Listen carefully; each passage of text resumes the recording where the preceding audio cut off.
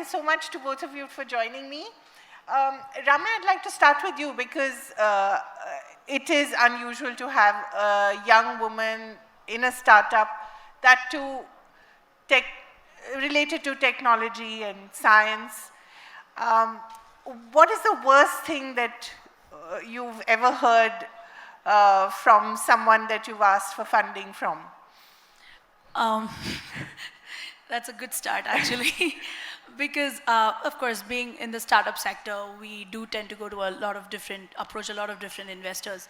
I think initially one of the best things that I've heard is, the first thing, we were 3 co-founders, and 2 of us were females and 1 was a male. So and I was front-ending most of all of these talks, and a couple of times when these people met me, they were like, so why don't you bring in your male co-founder onto the board so that we can see what we need to take forward? Right. And they also wanted to know if the tech actually belonged to me. And to be honest, one of the panelists, one of the interviewers in one of the, I think it was again for an investor meet, told me, when nobody else was able to think about it, why did you think of this technology? It doesn't sound right to me because it does not exist. So these are the kind of, yes. But that is the whole point of technology.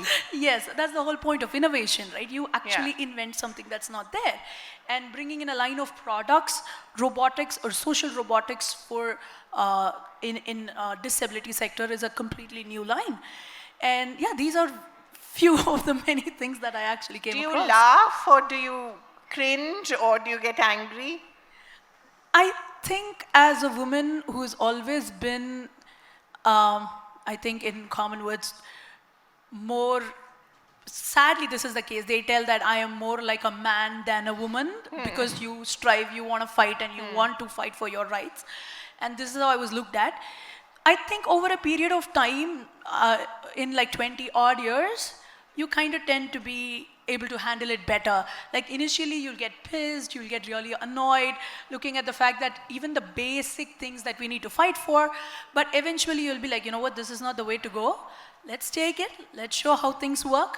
Let's make sure that we produce something that they don't even know. Like for example, I don't need a man on my panel for them to give me my money. My product should speak for itself.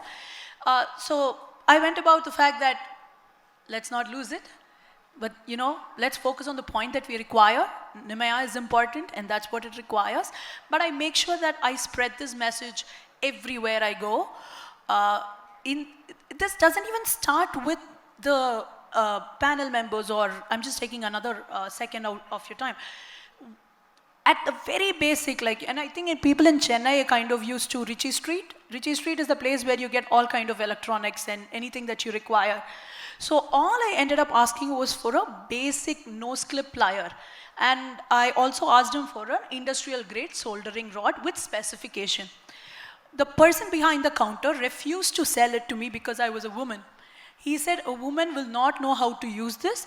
You will do something with it and come back and complain to me.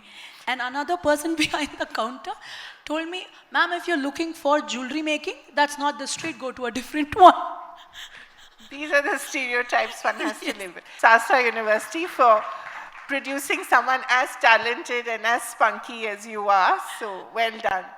Sanghamitra, you must have heard so much more in your career so far. You're in a legacy institution set up in 1931, started by Mahalanobis. I mean, just about every checklist is ticked off in terms of the institution, and it's your second term. What are the things that you hear about being a woman scientist that still surprise you? Or you don't hear that anymore? No, I don't hear that anymore. I must acknowledge I have faced no issues. Right. As a woman. Of course, as a scientist, as a director, or as a colleague, but I have never equated that with my gender. I do not think I have faced anything because of my gender. But of course, yes, like stories are there. I get a phone call, I want to speak to the director of the institute. So I had picked up that call and I said, yes. No, I want to speak to the director. So then I had to explain that I am the director. So that took some people by surprise. But I think this is not out there, and this is changing. So the change, since we can see that change, I am very hopeful that this is going to change in the not so distant future. Of course, the effort has to be constantly on. We have to be alert, we have to be on our toes, and those who have reached certain level, we have our roles cut out for us, in the sense that we have to, take those steps so that the generation which follows finds the path a little easier than what we did. In fact, that's what I'd like to talk to you about, because, you've had the door, you've had to open the door, shall we speak. How you did it, maybe you just unlocked it, or you did it by force, whatever. But now to keep the door open for the women who will follow, what are the things that we need to do? What are the things that you are doing to make sure that that happens? That's right. One thing is, in particular in STEM, in science, technology, engineering, mathematics, still the representation of women is very low. Therefore, in institutions like ours, representation of women, girls in the classes, it's quite low. We have been thinking about it, how to increase this representation. You see, our examination system, the way we evaluate, that is more tuned towards a lot of practice, a lot of tuitions and things like that. Also be very, very alert to the stereotype. Yeah. We have to actually explicitly speak it out, that these are the stereotypical roles cut out for the women, where we have to be alert that this is not so. Be alert that this is a trap which you might fall into. Do not fall into these traps. Mathematics, physics are a girl can do as well as any other person. But because of very early on social conditioning, girls tend to go away from mathematics. It's such a beautiful subject. Girls tend to go away from physics. Again, a wonderful subject, the best subject, at least to me, the best subject that one can think of. But that social conditioning that the parents, us, teachers, everybody, we have to be alert that the girl is not exposed to such stereotypes from very early on, so that she can flourish in the way that her natural capabilities allow. And I'm sure with that, with more and more girls coming into mathematics, in fact, many places I've seen a lot of girls in mathematics these days. The more they will go into all these science areas, and the more we will find girls higher up. So that is where we try to play our roles in trying to, at least for now, for lack of a better option, better alternative, to put some special seats for women, right, who may not have made that cut, the threshold that we have fixed for all the students, but maybe just a little less. But it has been found that if you allow these girls to come in, later on you take statistics again, how are they faring in class? When they exit the program, how they are placed, they are doing as well as anybody else. So that opportunity, equity of opportunity, that is, and for that, if you, so it's a difference between equality and equity. Yes. So that equity is very important, because Right. that girl is disadvantaged. You cannot just give an examination and say, okay, fair as well as anybody else, while for 10, 12 years prior to that, she has not been exposed to that sort of Right. training. So that equity, lower it a little, and then train her and see she is flourishing. Yeah. She's doing as well as anybody else. So that is where the higher education institutions have to play their roles, and the junior level schools, their teachers, their work is also cut out, so that the girls and the boys are trained that there are no gender stereotypes as we see in the books. Typically, doctor, we think of a man. Yeah.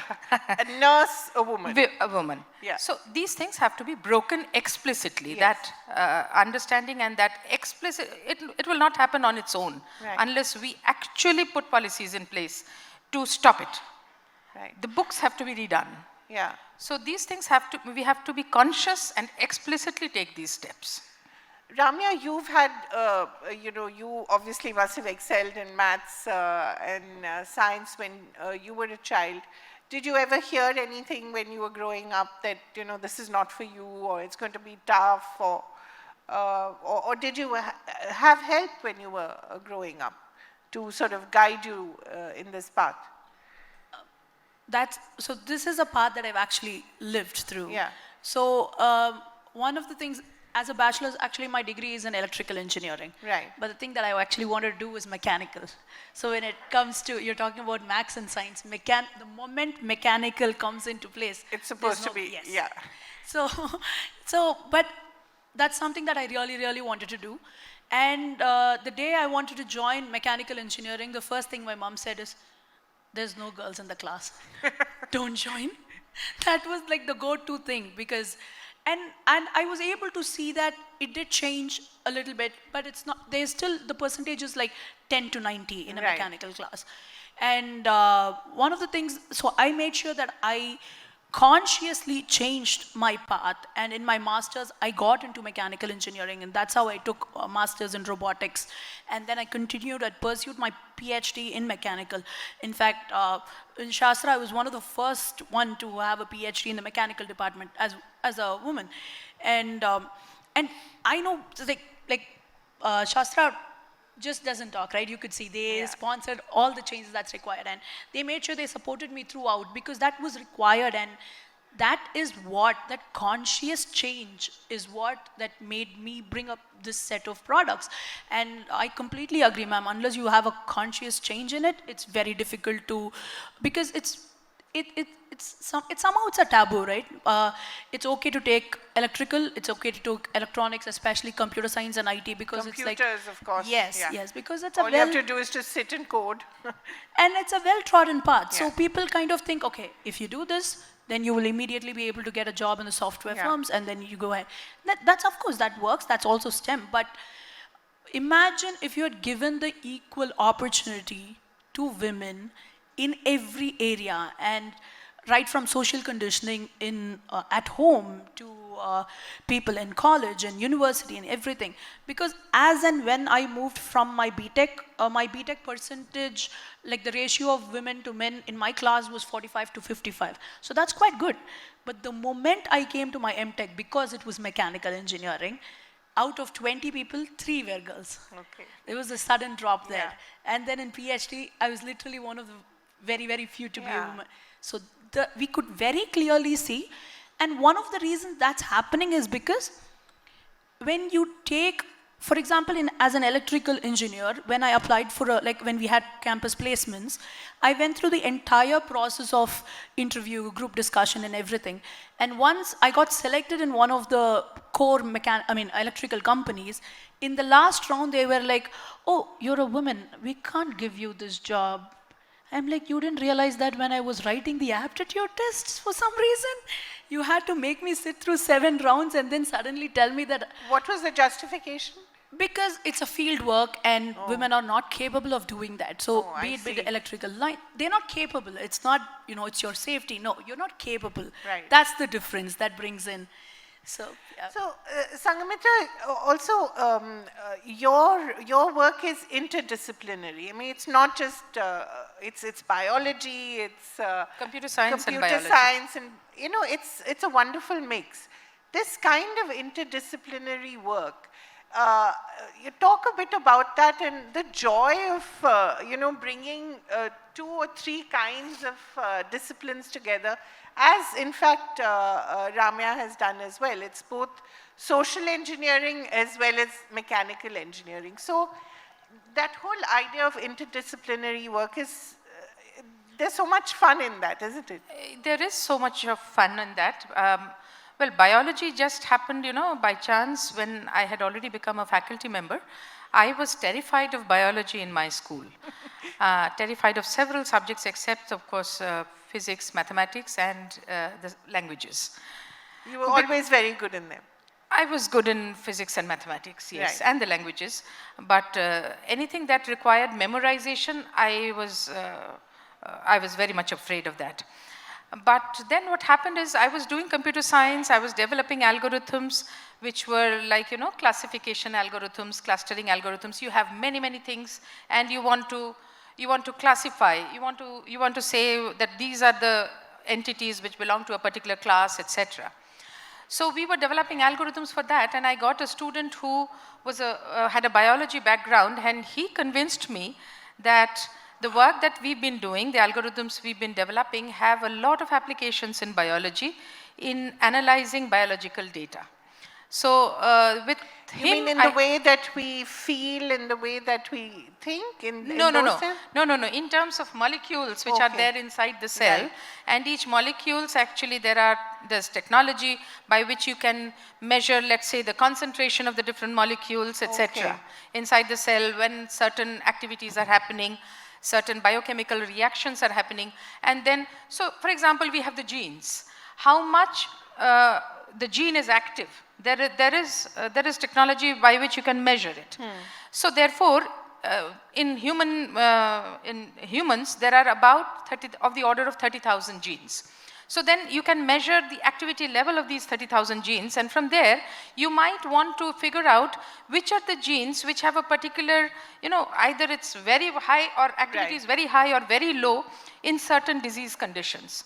So I was looking at some molecules called microRNAs, which has a lot of role to play in cancer. So my work has been around cancer, studying cancer in terms of computational algorithms. So this student teaches me biology and I teach him computer science. That's how it started. And every day he would teach me. I did not even remember genes, chromosomes, and so these things. Every day he would teach, I would forget. Next day he would teach me again. So he was a very patient teacher. And then I learned. It took about a year or so to pick up all the nuances of, not all, but at least majority, to understand the data set that I was working with. Because I could have just looked at it blindly as data. Right. But I wanted to understand the mechanism, the biological processes which created that data. So that is why I had to spend a lot of effort to understand the biological processes behind it. But then with that student, it was like, two-way traffic. He learned from me, I learned from him, and the collaboration worked very well. In fact, he is now in the US for many years now.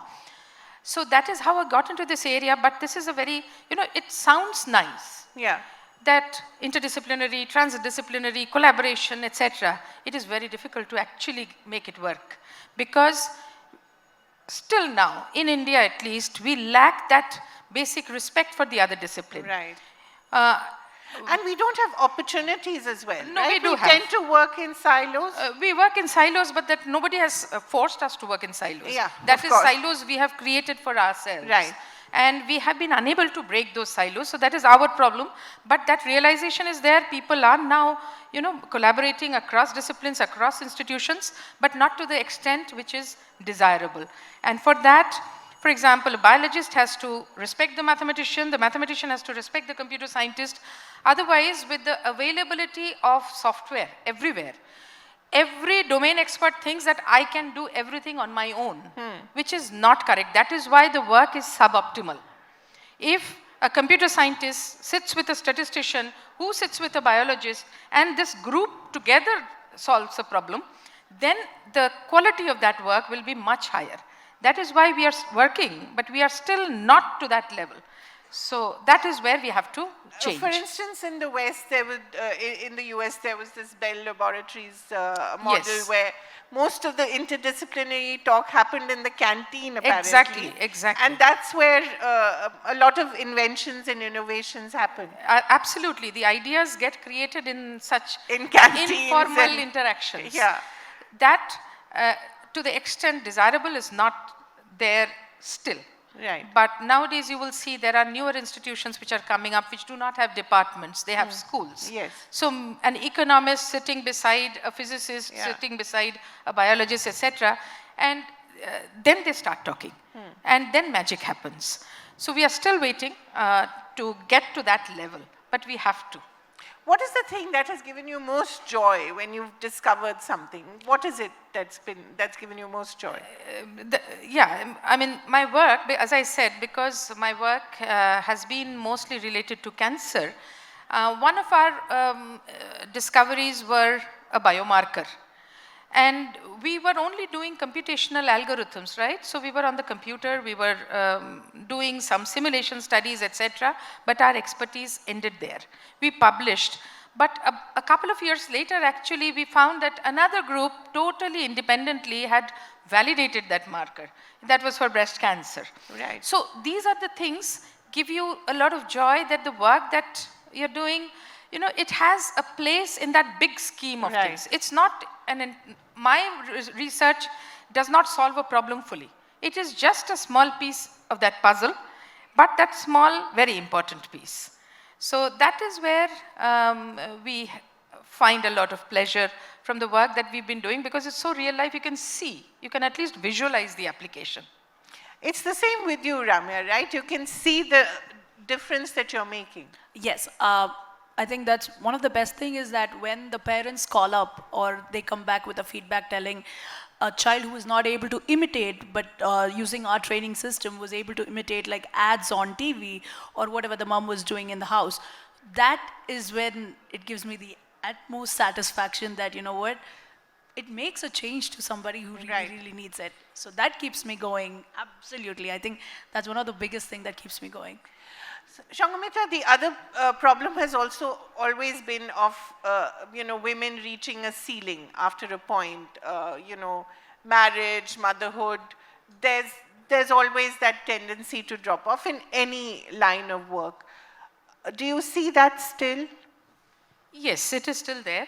Actually, the age of when the career takes off and the age when you of- have motherhood, It's the same. it coincides. So that's a problem. Yeah. But there are women who are working through it. Yeah. I did one of my very good papers when I was on maternity leave. Right. So it is possible, but it's a big challenge. You have to acknowledge that challenge, and that is where the family comes in a big way. The husband, wherever they are living, and the family, the parental support, either the boy's family or the girl's family, whichever. But that support system becomes very important, because in our country yet, you will not find that level of this other support, like creche and everything is there in the big cities, but in the smaller towns, etc., that is missing.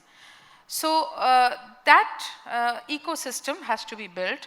The offices, the organizations, they have to be aware of this, this very difficult time and create the ecosystem to enable the woman to actually Work through these things. through these years. Yeah, That yeah. is very important. And for the woman also, it means double the effort. Yes. But that has to be accepted with a smiling face, I guess. Yeah. Ramya, sometimes do you feel that, you know, the senior women need to tell you how hard it is so that at least you know what to expect rather than making it all seem so easy? That's true. That really helps, because sometimes you feel very alone. Not to moan about it, but at least you should know. Correct. Like, for example, a platform like this tells you there are a lot of things that we do face. Sometimes you're kind of alone in this whole fight, and it would actually be nice for anybody who's already gone through that path to actually tell us, you know what, this happens, don't worry, things are going to be okay. And that takes us really far, because it gives us the confidence that you can go far as well. But sometimes what happens is that their journey has been so hard, Yeah. they're like, you know what, it's not worth it. Get married and settle down. So, Do you hear that? Has that happened? Not much, but then I think we must also be alert that those of us, Ramya for example, I mean, she is in a very risky this thing also, where, you know, I am doing a job, I'm getting my salary Yeah. is, She's I an get a salary entrepreneur. at the end of the month. Yeah. But for her, I mean, I would be very, what should I say, apprehensive. But people are doing this, girls are doing this, but these girls, people like us who have reached to a certain level, should not be treated as exceptions to the rule. yeah. There is no rule that girls cannot do it. Girls can do it. And we are examples of that, it is possible. So if I can do it, anybody else can do it. I was asked this question that when I got a particular award earlier this year, that maybe your students the expectation of our students will increase. I said exactly the opposite. The expectation of my expectation from my students has gone up, that if I can do it, what's so great about it? You can also do it. Yeah. So that is what, it should not be taken as an exception to the rule. This is the rule. It's only that there was not enough opportunity, therefore women were not able to come up. Now, once you give them enough opportunity, it's only a matter of time. So this is the rule. That is how it should be taken. The career of women should be a career, not a hobby. Exactly. Yes. Are there any questions from the audience, especially from Shastra to your former, to your alumni? Yes. Please. We teachers like me always wonder, in graduation level, PG level, in STEM education, girls will be, leading. They are very popular students. When in research or post PG, maybe 20% immediately they will be disappearing. Right. What may be the reason? So they're disappearing, that's That's what. I mean, that's very, that is the age where they're likely to disappear. They become invisible suddenly. It's likely to disappear, and therefore, that is where our ecosystem needs to be alert and to bring them back into the fold. The government is trying. There are many schemes to bring women back, those who have taken a break. Yeah. But you see, once you take a break, that is inevitable, but then coming back and you have to cover double the way. Yeah. So it's a great challenge. It's a great challenge, and therefore, as I said, the boys also need to be trained that there are no stereotypes. Yes. Okay. So if the girl is good, that opportunity of her going out and doing all the outside work should be her responsibility. Because it's not just, you are not just giving the girl an additional advantage. It makes economic sense, because there are studies which show that organizations which hire more women, they are profitable. So it makes economic sense to have women in the workforce, to let them work. It's not, you are not doing them a favor. Yeah, to enable, to to help everybody in this society. Yeah. You need the women to be there. So this realization has to be there. Yeah, that is true. But the sad truth is, like, when we are talking about the age, the sad truth is that when a man has a master's, he's a catch. Yeah. When a woman has a master's, she's not very desirable. That's the problem there. Because I know the path that I've gone through, and I've faced literally every single thing. So that's always been the case. But that support starts with your family. Right. And of course, the most important thing is that growing up, everybody, irrespective of the gender, should be taught that there are absolutely no stereotypes across the gender at all. That comes as the very, very, very basic thing. Because in my case, my dad really supported me go through the whole thing. If it wasn't for him, that support was constant. And that helped me get to my PhD and do whatever I am here today. But that is not the case in most of them. I've seen women aspire so much, and they have unbelievable ideas, and they would make such unbelievable leaders. And to see that potential go to waste because of the sheer lack of support is where the problem is in this. Yeah, please. Ms. Question. Lee. Yeah. When you talked about disappearing girls, and she's partly answered that. Do these girls disappear out of personal choices they're making, or is it social pressure? Partly both. Sometimes it's a personal choice because that is the age when they have a child. So mothers feel guilty. That guilt conscience. Or they are made to feel guilty. Sorry? Or they are made to feel guilty. Yes, made to feel, but also I've seen many women who on their own feel very guilty if they're not giving their child, particularly the child, enough time. There are very few women who do not feel guilty. I think one or two exceptions are there who say that, okay, I am like whatever I am. I don't want to be in the home all the time, and I don't feel guilty about it. So that guilt feeling, and also the expectation of the near family, that, "Arey, bachche ko nahi dekhoge tum? Yeah. What mother you are?" That also adds on. I think that is more than the person's own choice, But even the person's choice plays a role. She chooses to come out of that hectic life and give more time to the child. I think that is both ways, as you said, both ways. May we have fewer disappearing women, and may there be more women like you, more visible, more vocal, and more productive. And society benefits at the end of the day, isn't it? Right. Thank you so much, both women. It was a delight. A little louder applause would be nice. Thank you so much. Thank you.